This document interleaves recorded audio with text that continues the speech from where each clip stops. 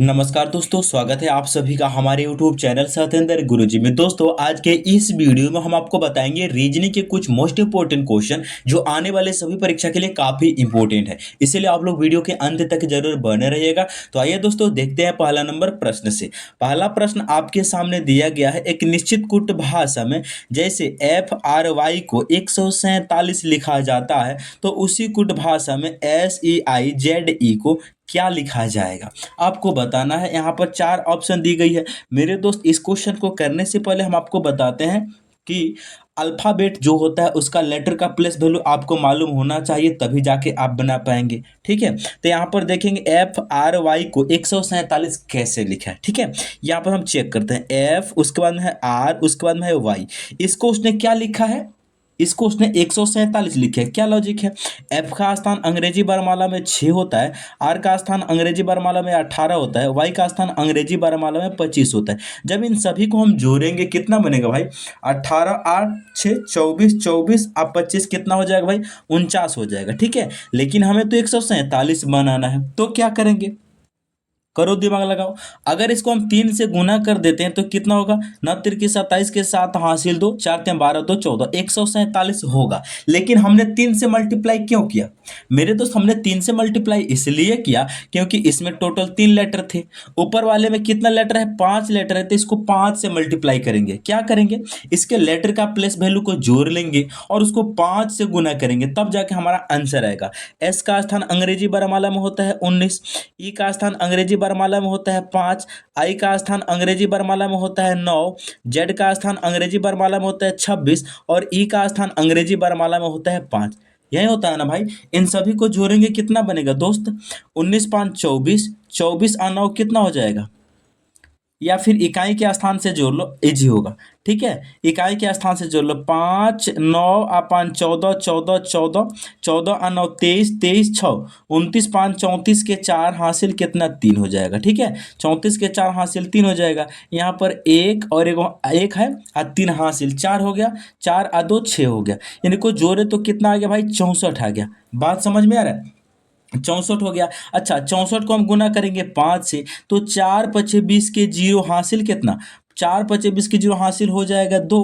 समझ पा रहे हैं? 6 पचे 30 और 2 32, 320 इस क्वेश्चन का राइट आंसर होगा। ऑप्शन नंबर डी इसका राइट आंसर हो जाएगा। हम उम्मीद करते हैं कि आप इस वैरायटी के प्रश्न को बहुत ही बढ़िया तरीका से समझ गए होंगे। आगे बढ़ते हैं दोस्त, चलेंगे। नेक्स्ट क्वेश्चन है हमारा डायरेक्शन से लिया गया प्रश्न। प्रश्न बोल रहा है, एक व्यक्ति दक्षिण दिशा की ओर चलता है और बाईं ओर मुड़ता है, फिर वह अपने बाईं ओर 45 डिग्री मुड़ता है। अब वह किस दिशा की ओर मुंह किए हुए? सबसे पहले स्टैंडर्ड डायरेक्शन हम आपको बताते हैं। कभी भी पेपर पे हम जब डायरेक्शन बनाते हैं तो कुछ इस प्रकार से बनाते हैं। ठीक है, ऊपर में हमेशा भाई क्या होता है? ऊपर में हमेशा उत्तर होता है, नीचे में हमेशा दक्षिण होता है, दाहिने बगल में पूर्व होता है और बाएं बगल में पश्चिम होता है। यही होता है ना भाई। क्वेश्चन बोला है, ध्यान देंगे। क्या बोला है? एक व्यक्ति दक्षिण दिशा। अच्छा, एक और बात बताते हैं भाई। उत्तर पूर्व के बीच वाले दिशा को उत्तर पूर्व बोला जाता है, दक्षिण पश्चिम के बीच वाले दिशा को दक्षिण पश्चिम बोला जाता है, दक्षिण पूर्व के बीच वाले दिशा को दक्षिण पूर्व बोला जाता है, उत्तर पश्चिम के दिशा के बीच में जो होता है उसको उत्तर पश्चिम बोला जाता है। ये बात सभी कोई जानते हैं। तो यही बात है भाई। क्वेश्चन बोल रहा है कि एक व्यक्ति दक्षिण की ओर जा रहा है, यानी नीचे की तरफ जा रहा है। अब वह बाईं ओर मुड़ता है। क्वेश्चन बोला है और वह बाईं ओर मुड़ता है। किधर मुड़ता है? बाईं ओर। तो बायां इसको इस साइड में होगा, बाईं ओर मुड़ता है। फिर वह अपने बाईं ओर 45 डिग्री मुड़ता है। मेरे दोस्त, जब क्वेश्चन में अगर बाएं मुड़ने को बोले या फिर दाएं मुड़ने को बोला तो हमेशा आपको 90 डिग्री का टर्न लेना होता है। डायरेक्शन में आप पढ़े होंगे। लेकिन यहाँ पर प्रश्न बोल दिया 45 डिग्री मुड़ना है, तो 45 डिग्री कैसे मुड़ेंगे? ये सीधी लाइन तो चलता रहेगा। 45 डिग्री कुछ इस प्रकार से हम मुड़ेंगे, यानी यहाँ पर वो कितना डिग्री का कोण बनाएगा? 45 डिग्री का बनाएगा। अब वही बात आपसे पूछा जा रहा है कि अब वह किस दिशा की ओर मुख किए हुए, यानी इधर कौन सी दिशा होती है? मेरे दोस्त, हमने अभी डायरेक्शन में ऐसा बताया था। यहाँ पर कौन सी दिशा होती है? ये होता है उत्तर, ई होता है पूर्व। उत्तर पूर्व के बीच में जो दिशा होती है इसको क्या कहते हैं भाई? उत्तर पूर्व कहते हैं ना, उत्तर पूर्व कहते हैं। ऑप्शन नंबर हमारा ए राइट आंसर हो जाएगा। हम उम्मीद करते हैं कि आप इस वैरायटी के प्रश्न को बहुत ही बढ़िया तरीका से समझ गए होंगे और आज के बाद पेपर में ऐसा सवाल आएगा ना तो आप अच्छे से सॉल्व भी कर लेंगे। चलेंगे दोस्त अब हम लोग नेक्स्ट क्वेश्चन की तरफ। नेक्स्ट क्वेश्चन नंबर 3 को देखेंगे। प्रश्न कह रहा है दिए गए विकल्पों में से लुप्त संख्या ज्ञात कीजिए।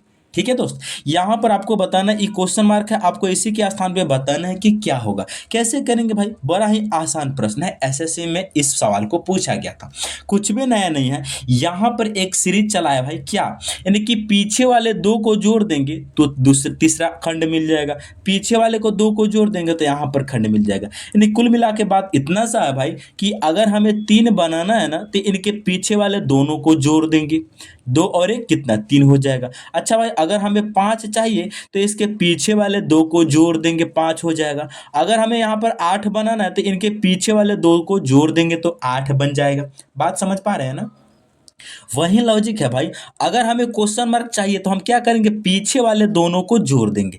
हमें क्वेश्चन मार्क चाहिए तो क्या करेंगे? 8 में 5 को जोड़ देंगे, यानी पीछे वाले दोनों पिज्जा को जोड़ देंगे। 8 5 कितना हो जाएगा? 13। और 13 कहाँ पर दिया? ऑप्शन बी में दिया है। इसका राइट आंसर ऑप्शन बी हो जाएगा। सॉरी मेरे दोस्त यहाँ पर मिसप्रिंट हो गया, ये सी है। चलो कोई दिक्कत नहीं है, सी टिक कर लो, अच्छी बात है।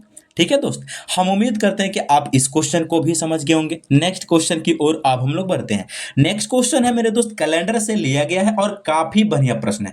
ये प्रश्न मेरे दोस्त हमारा 2022 में सीजीएल में पूछा गया था। ठीक है, आप इसको गूगल पे जाके सर्च करके देख लेना। ठीक है, इस वैरायटी के प्रश्न को हम बहुत ही आसान तरीका से आपको बताएंगे, कोई कोड याद नहीं कराएंगे। ठीक है भाई, और आपको एक बात हम बताते हैं, इस वैरायटी के जो भी प्रश्न होते हैं ना, मात्र हम उसको हम मुश्किल से मुश्किल 10 से 15 सेकंड में हम आपको सिखा देंगे।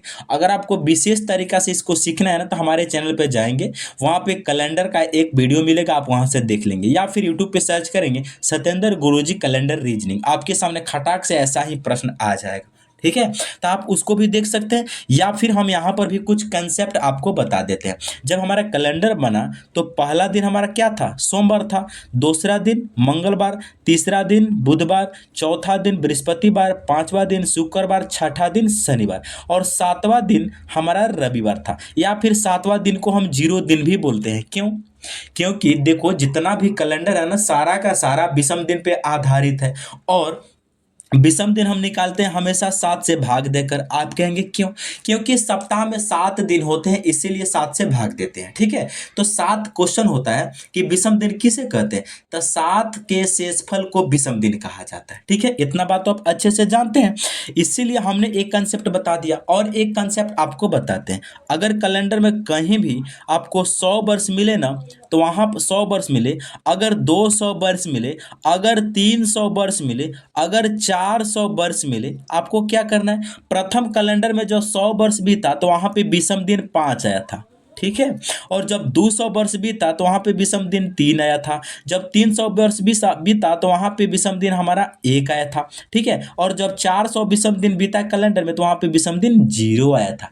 ठीक है, इसको आपको याद करना है कि अगर कहीं भी 100 लिखा हुआ मिले तो आपको 5 विषम दिन ले लेना है। अगर 200 वर्ष में आपसे पूछा जाए तो 3 विषम दिन होते हैं, 300 वर्ष में पूछा जाए तो 1 विषम दिन होते हैं, 400 वर्ष में पूछा जाए तो 0 विषम दिन होते हैं। लेकिन यहाँ पर एक कंसेप्ट और है, बहुत सारे भाई कहेंगे कि सर 500 वर्ष जब कैलेंडर में बीता तो इसमें विषम दिन कितना होगा? भाई आपको कुछ भी नहीं करना है, यहाँ पर आप इसको लिख सकते हैं 400 प्लस 100 नहीं लिख सकते हैं। 400 में विषम दिन 0 होता है और 100 में विषम दिन 5 होता है, इसको जोड़ेंगे तो 5 हो जाएगा। समझ पा रहे हैं? यानी कि टोटल 500 वर्ष में 5 विषम दिन होता है, ये बात समझ गए।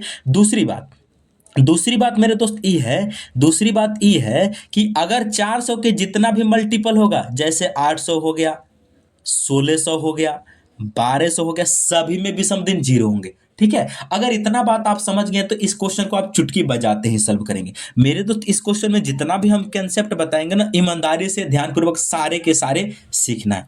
आपको क्या करना है, 1 जनवरी 2023 को सप्ताह का कौन सा दिन है बताना है। आप क्या करेंगे, पूरा का पूरा विषम दिन इसमें काउंट कर लेंगे। कैसे करेंगे मेरे दोस्त? यहाँ पर एक चीज कॉमन सेंस वाली बात है, जो 2023 वर्ष यहाँ पर लिखा हुआ है ना, वहाँ 2023वां जो साल चल रहा है उसमें जनवरी महीना ही हम लोग अभी गए हैं, और जनवरी महीना में मात्र हम लोग 1 तारीख तक ही गए हैं। इसका मतलब इस कैलेंडर में हम इस क्वेश्चन में हम लोग क्या किए हैं कि 2022 हमने पूरा कर लिया है, और 2000 जैसे हैं 23 में हम लोग गए हैं ना, वहां पे एक दिन जनवरी में अभी कवर किए हैं। तो इस वैरायटी के कभी भी आपके सामने प्रश्न आ जाए तो आपको जो महीना है ना उसको तो लिख लेना है, प्लस जो भी महीना दिया है उसको लिख लेंगे, प्लस यहाँ पर जो वर्ष दिया रहेगा उससे एक कम हमें हमेशा लिखना होता है। कम क्यों लिखे हैं आपको तो हम बता दिए। अच्छा, अब यहाँ पर विषम दिन हम काउंट करने का तरीका सिखाते हैं। जनवरी में 1 दिया है तो 1 लिख लेंगे।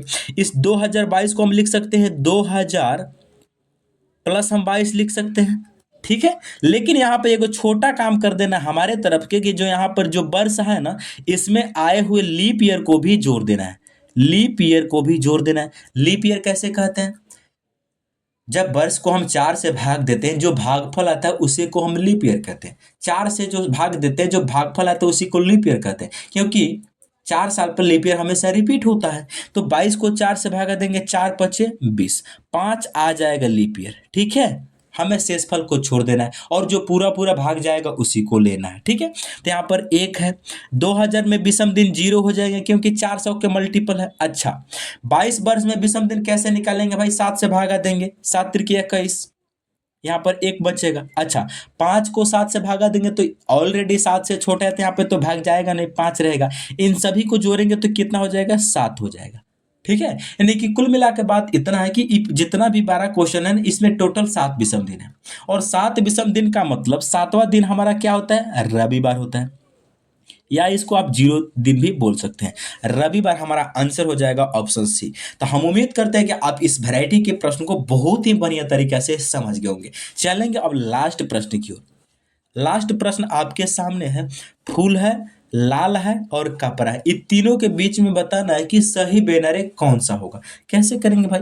सबसे पहले हम आपको बता देते हैं दोस्त, एक यहाँ पर देखो, फूल और लाल के बीच में क्या संबंध है? जितना भी फूल होते हैं ना उसमें कुछ लाल होते हैं, कुछ अदर कलर के होते हैं। यहाँ पर देखो, लाल और कपड़ा में क्या संबंध होता है? कुछ कपड़ा लाल होते हैं, ठीक है।